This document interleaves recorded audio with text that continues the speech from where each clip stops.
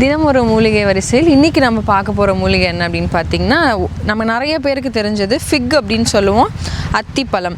இது இப்போ நம்ம பார்க்குறது வந்து அத்திக்காய், சரிங்களா? நிறைய பேருக்கு தெரிஞ்சது என்ன அப்படின்னு பார்த்தா அத்திப்பழமோ அத்திக்காய் நம்ம வந்து ட்ரை பண்ணி கூட சாப்பிட்றோம். ஆனால் இதோட இலை வேருக்கும் கூட நல்ல ஒரு மருத்துவ குணம் இருக்குது.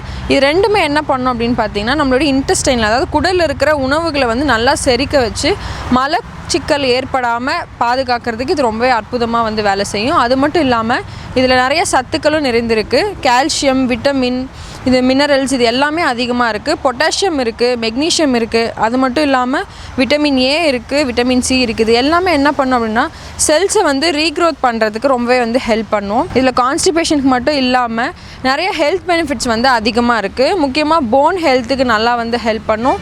அதே போல் பார்த்திங்கன்னா ஃபீமேல்ஸ்க்கு பீரியட்ஸ் டைமில் வர கிராம்ஸ்க்காக இருக்கட்டும், இதில் விட்டமின் சி அதிகமாக இருக்கிறதுனால உடலில் ஏற்படக்கூடிய இந்த ஹீலிங் மெக்கானிசம்ன்றது வந்து ரொம்பவே நல்லா ஹெல்ப் பண்ணும். நிறைய பேருக்கு இந்த சத்து குறைபாடு சொல்கிறாங்க, இம்யூனிட்டியே ரொம்ப கம்மியாக இருக்குது அப்படின்னு சொல்கிறாங்க. ஸோ அவங்கெல்லாம் டெய்லி ஒரு 2 அத்திப்பழம் வந்து ட்ரையாவோ இல்லை பழமாவோ சாப்பிட்டா ரொம்ப அற்புதமான ரிசல்ட் வந்து பார்க்கலாம்.